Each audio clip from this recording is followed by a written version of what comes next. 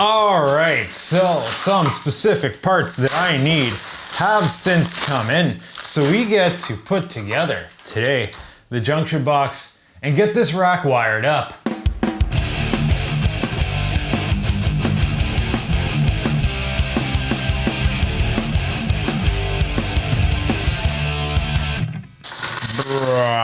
Oh, look at all this solar PV electrical hardware we have here. So if I haven't already mentioned, some of the solar panels I got, Buddy cut off the connectors. He didn't have the specialty release tool to release the connectors, so he had to give it a snippy snip, which under the conditions in which he'd be uninstalling a panel system all up on a roof and whatnot, I don't blame him. Those MC4 connectors, like the kinds that he had on there, they were tricky to work with. Here's some remnants of them, right? So we got some nice, whatever these things are, and then the MC4s, they look like that. And you put them together, and then they just kind of hard snap in there, and you need a specialty tool. I think I got one here generically purchased online. Oh, this one's for TE. This is a TE tool, but you're supposed to just be able to like slap that on there like that, and then just pull off the connector. Oh yeah, there it goes. Now I got some of the connectors he cut off, but they're hard fixed in there. Like they got a kind of barb attachment system that once you put them together, you're not getting them back out again. Also, based on my research, your PV connectors, you want them to be clean, dry, and free of debris to avoid electrolysis rot, or at least that's what I'm calling it. Have you heard of electrolysis? Who's that one guy there? Hand tool repair. He sticks a piece of nickel in a vat with a other part, and then he uses electricity to electroplate. You see, DC moves in one direction, and you can use it to pull material off one metal and stick it on another metal. You could use it consequently to move rust from a rusty part. It'll strip the rust right off. I've done that one. AC doesn't have this effect, which is why we can get quick and dirty with our outdoor plugins and having crappy extension cords that we can throw in the mud and not really have to worry about it. AC, it goes back and forth real quick. It doesn't create electrolysis, but DC will,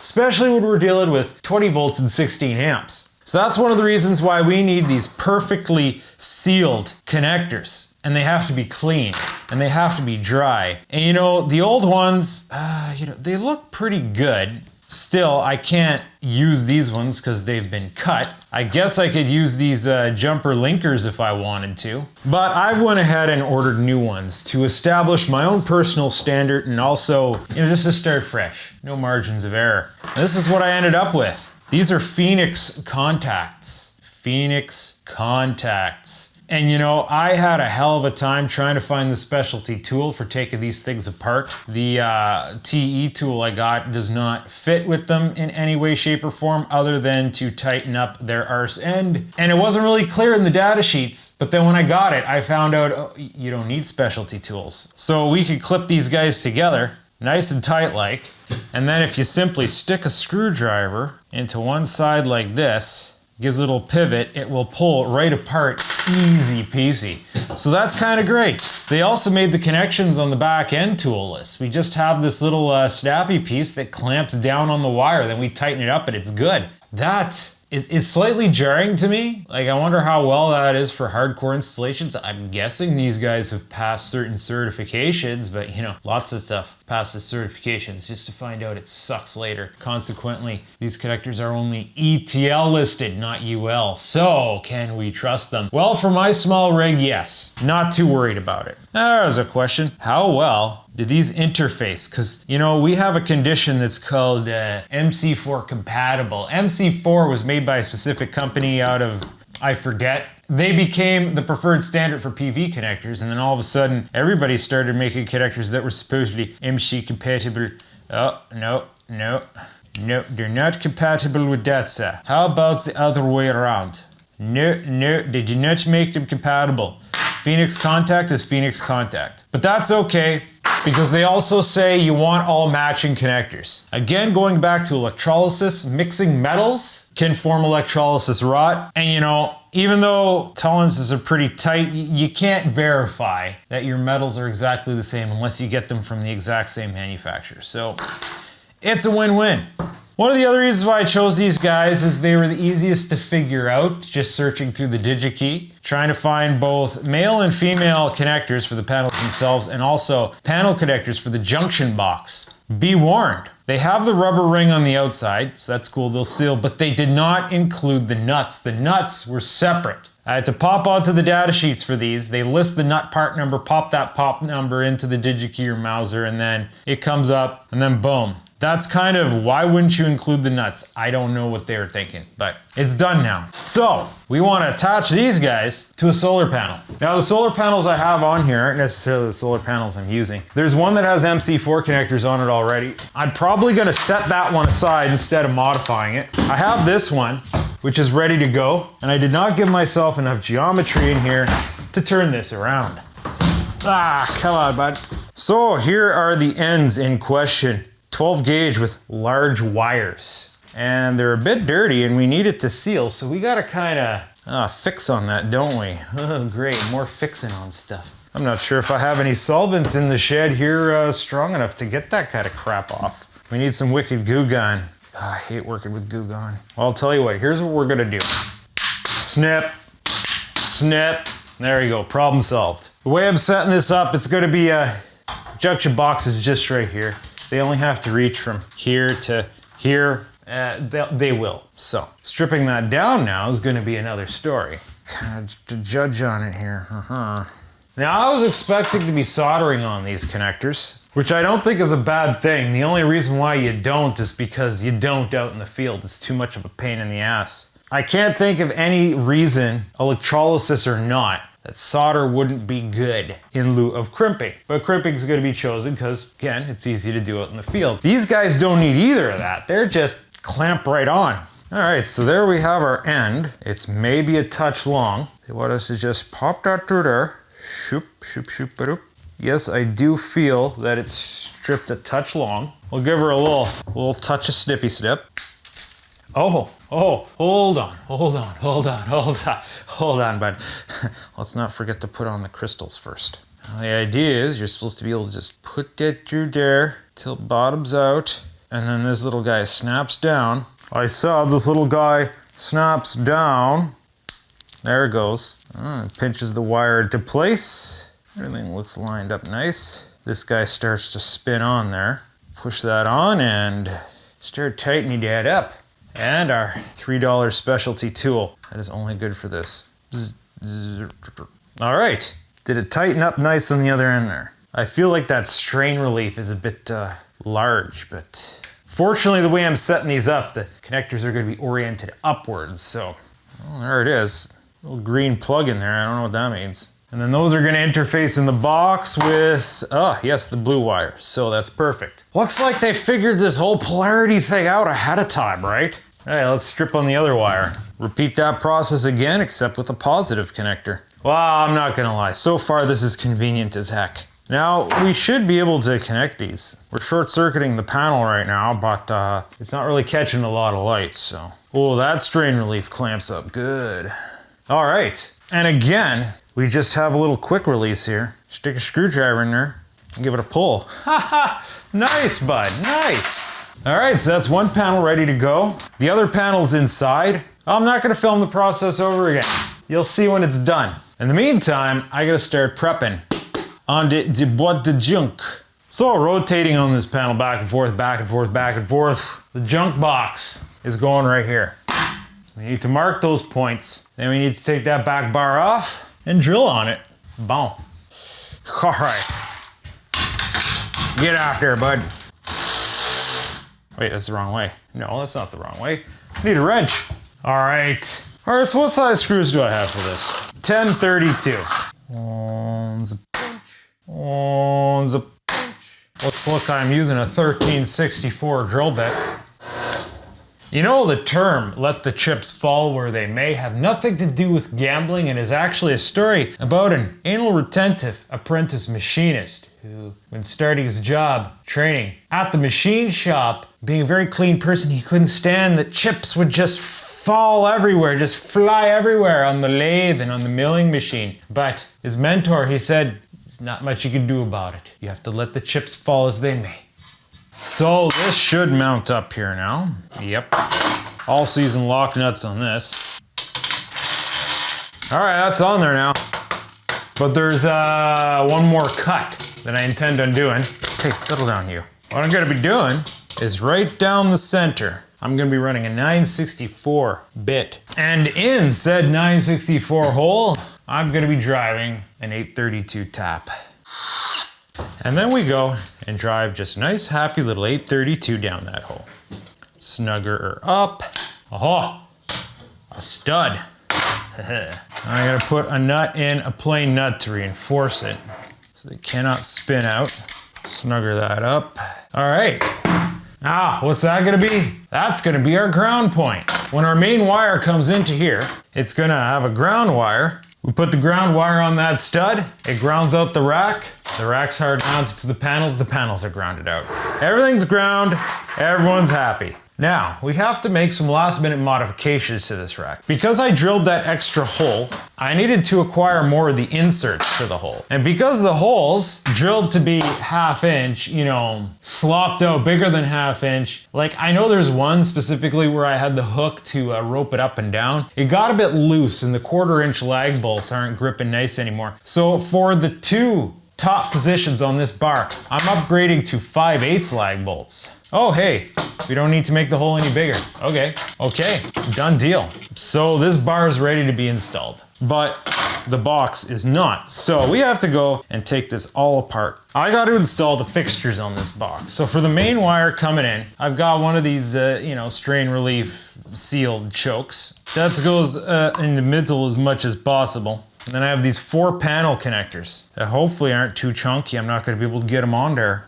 So I got to map these out and hope that I have enough room for them. On here, I've already drawn out some guidelines for the inside of the box. I'm hoping if I just kind of arrange the nuts, which will give a good estimation of our footprint within those guidelines, I can get all 5 of these items on here, just like that. It's gonna be tight, but I think it's gonna fit. Oh, is it ever gonna be tight?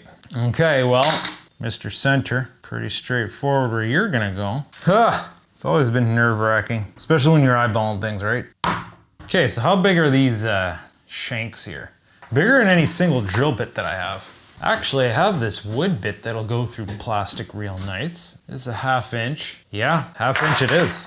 With a wood bit. I haven't drilled with a wood bit in so long. Just gotta move the table all the way out of the way for this one. And hope, it doesn't go down enough. Okay, this is fun. Hold it. That sucked. That wood bit kind of grabbed edge on me. Let's switch to cone. Cone has clearance at least. Okay.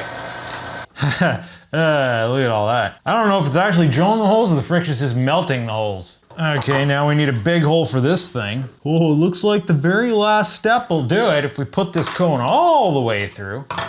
Oh, we ran out of excursion. We gotta bring this block up. Right, come on now. Oh, what a mess. Sleeve brushes? Yeah, sleeve brushes. Now, we want to worry about chamfering, deburring the outside holes because we want a good seal where the rubber meets the road. That looks like the apprentice hole. That's the first hole I drilled, isn't it? So how do I want this? Red out front, blue out back? That's going to be fun to turn once these connectors are in place. Okay, so assembly order is going to be tricky because to access all those bolts at the same time, well, I don't know. That snugs up nice. Let's not over torque it. Question is, can we still get connectors on there with all this junk in place? Oh yeah, there's no reason why that won't clear. Oh, this won't. Okay, that's the wild card there. We need to adjust on these geometries ever so slightly. Oh boy. Oh boy. It's gonna be tight, man. It is gonna be tight. Gonna snap one of these on for good measure so that we can index the next one well. All right, well, it's tight, but it's all together. Just have to put the ring on this guy. Hopefully that's not the camel that breaks the straw's back. I have one of the specialty tools for these rings, but they're usually useless because they can't get into those tight spaces, just like this. Why is it going half cocky? Okay, it looks like we have to take our connectors out in order to get that ring in. Doing things back and forth is always fun. And my heater is damn effective in this shit. It's getting, I feel like I need to take my sweater off. This guy's not sitting straight. If it doesn't sit straight, it's not gonna seal properly. Seems I need to make this hole just a touch larger. All right, Yeah, just enough to compress that seal now. Now I gotta go install this all over again. Fortunately, we can get at those nuts while the main wire pieces in. Is that a complete sentence, bud? All right, we just have to make sure we can fit a connector on there. Yeah, tight, but yeah. Ha. Okay, now let's get this officially installed onto the bar. Except I want to seal this hole so moisture can't get in. So we're gonna pre-fit our screw to assure it has a good connection to the ground. Then we have to enlarge the hole in the box so that it can get over that screw without actually, you know. It's like, I don't feel like putting it in the drill. I'm just gonna take and spin. It's only plastic, but it's gonna go through like butter. One of my least favorite things in the world. Cack. Dun dun dun, seal the hole, seal the hole. Dun dun dun, seal the hole, seal the hole. Mass napkin, mass napkin. It is now official. This is together. And then the idea is once I get my main wire through there, I'm just gonna wire nut it to these guys. As long as this is sealed and warm, or not warm, but sealed, moisture free, that shouldn't be a problem. Now on the bottom bar, we added a hole to reinforce it. I wanna go and I'll slap one of those, you know, another one of these guys right in center. So to do that, I need to find, where's my screw? Oh, it's right here. Got another little section like this. Fabricationing. It is helpful. It allows us build things, custom things. Now this panel, let's get it out of the way. I got 2 spare panels, bud. All right, here is the actual panel we are actually using. Once again, we're gonna have to cut off the shmooey ends. Come on, shmoo sections, get out of here. Wait, didn't I say I wasn't gonna film doing the same thing twice? Okay, be right back. All right, this rack is officially back together for what should be the last time, but oh hey, look what I forgot to do. We're missing a general mounting hole right here, bud. Good thing I'm noticing now and not after. Oh, we're gonna have to rotate this thing again. Okay, well, going in. Walk like a zombie. Nice. Right, that should be good. The idea is now we should just be able to like, do one of these. Toddy frickin' da, bud. Toddy frickin' da. How I'm gonna tighten this thing up after. Tricky, tricky, tricky. Okay, well, let's turn the rack again. No real reason to. I was thinking of zap strapping these, but like, where are they gonna go? Nowhere. So for the main wire, oh, you're gonna love this. Are you ready to cringe? I got an old extension cord. Yeah, isn't that just great? That's exactly what we want. Not. Holy frick, bud. Freaking serious. Wow, okay. This is not an insignificant piece of wire. So this is where we're really starting to get into the territory of don't do this like this. From an engineering standpoint, there's no reason why this cable can't do this, to the best of my knowledge. It's going to be rated for 20 amps, 300 volt insulation. It's in good working condition. 12 times 3 says right there. It's just as soon as you cut an extension cable, you violate its UL listing. You can go out to the store and you can buy a fresh piece of raw, identical freaking cable and make an extension cord or use it for something that, you know, you're building and it's legal. But as soon as you take an existing extension cord and cut it, it's illegal. So this is not to code. They probably don't use cable like this anyway for this. Now I gotta fish this wire through my house. There's a convenient spot for it. I'm hoping we have enough time today to finally install this thing and do that fishing. Well, that's some good ass cable, bud. That'll just pop in fresh right through this hole. Holy frick, you're being tricky. Oh boy. I gotta practice doing this because it's gonna be too hard to do once I'm up on a ladder. You know, it's good I can get all those off. I guess we're gonna have to release them. Kind of a situation where it's too big for this strain relief. But at least we know we're getting a good seal. Okay, it's gonna be good. And then we wire nut these together. We're gonna be adjusting our color codes. Black is it's gonna be negative. White's gonna be positive. That's opposing of 120 volt electrical codes. And then this guy is gonna get a crimp and ring terminal bolt onto there. All right, so if I can't think of any other reasons, I guess it's time to huck and shuck this up on the wall. We still have a couple hours of daylight left. There's no reason why I can't get the wires connected. All right, let's get us some herpaderm slap chop back up there, bud. First step is to clear the temporary shmoo out of those holes. I'm hoping that's gonna be easy. Yes, for the most part. Let's try putting our inserts into place. Oh, half my inserts are broken now, that's nice. What are you doing, plane? Go f off. I just want to pull a tribal move and chuck arrows at him. Now I do believe I want to schmoo those inserts, seal them so water can't leak into the house. Meanwhile, those top holes get the fresh shiny 5/16 inserts. All right, now how quick does schmoo? We should strategize first. Now my hope is because I have bottom holes to work with, I'm not gonna have to use the rope trickery. Get it in there, leverage it on this, leverage it up. All right, let's see what we can do. I don't have this grab point anymore quite. Hey. Okay, come on. Leverage it up onto here. Have it not slide down. It's totally gonna fall if I let go of it. We can make this hole here though. Oh, except I don't have schmoo on it. Damn it. Okay, let's schmoo that hole. Get a bolt in place. Come on, man, come on. Oh. Okay, now I get a 5/8 upstairs. We just gotta schmoo up these holes while we have the chance. All right, here we go. The bit on the end of my drill disappeared. What horsery is this? You just gotta slow me down, eh?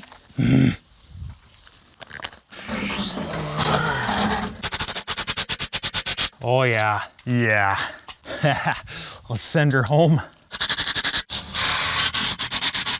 Oh, that hole got f***ed up. Good enough so it doesn't weeble wobble, I think. So ultimately, I think 5/16 is a better bet because once those holes freaking slop out, this will tighten up better. Yeah, still a little room for, I have a feeling I'm gonna hear that. We're probably gonna end up shimming this, sticking something back there just so it can't vibrate. Yeah, that's gonna be a problem, I think. Well, it's gonna have to do for now. I guess we're gonna find out. I think I'm done with the schmoo for now. Let's get this crap put away. Now, one reason why this location was so damn convenient is because we already have a hole in the wall. I do believe it was an old gas line entry point before renovations, but I've already stuck this shaft through it, confirmed that I can get through it and find the other end. It's just a case, you get some fish tape, pop it through there, pop a wooba.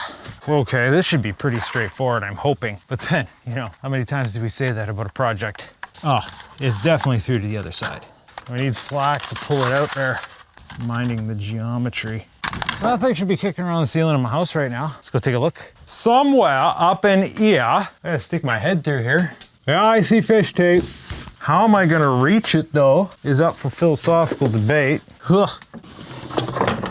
I need some extended length hook-like situation. Do I have something of that nature? I thought I did. Used to. How about some sort of closet rod, bud? We can even get it in there. Oh, let's pop some more tiles. Love popping tiles. Okay, what do we got here? Really? Oh, come on, you bastard, you got flex. Ah!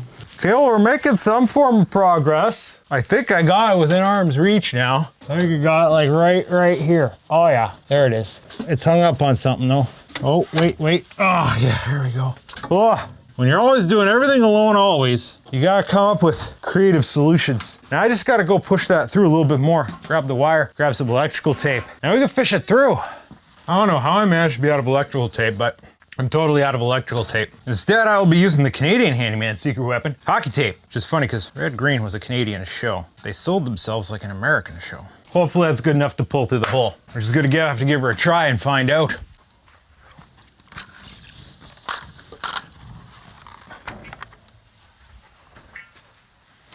Huh, so far so smooth. Oh yeah, look at that.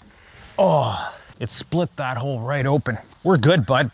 So I was kind of hoping this would come through a bit cleaner and I'd be able to just, oh, look at all the insulation. I'd be able to, I was hoping it would just perforate through this nice and I would have a nice gland end. No, I'm gonna have to recock this hole. I guess we're not done with the schmoo yet.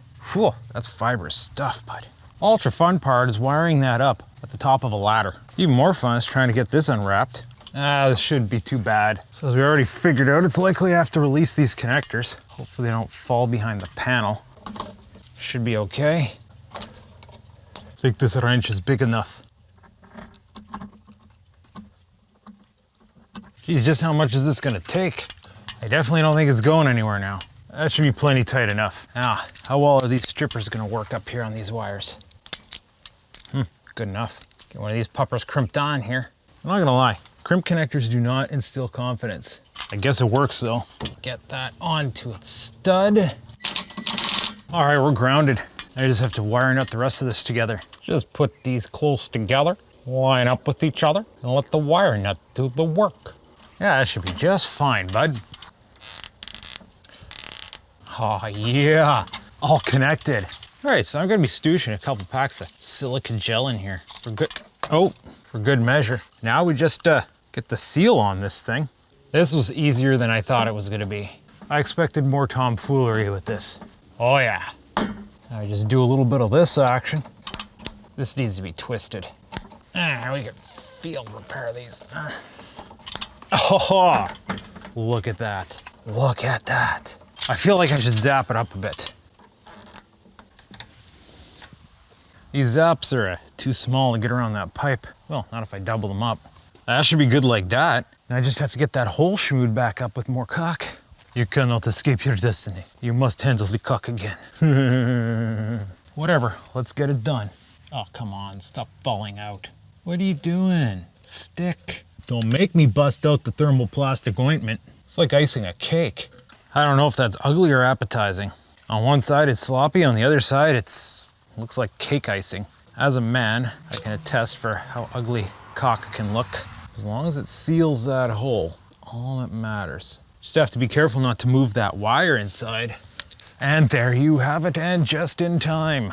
Literally, I gotta get moving. Panels officially installed, externally sealed, wired, ready to go. I'm done out here. That's great. I just have to make sure that I safely terminate the wires on the inside until I'm ready to attach something to the other end. But yeah, I'm worried it's gonna rattle a bit at the top, but not too shabby. So if you like this, stay tuned, because obviously, well, this is just the beginning of this, right? I gotta do stuff with it now, right? Surely, I'm not just gonna slap some panels on my wall and then forget about them, right?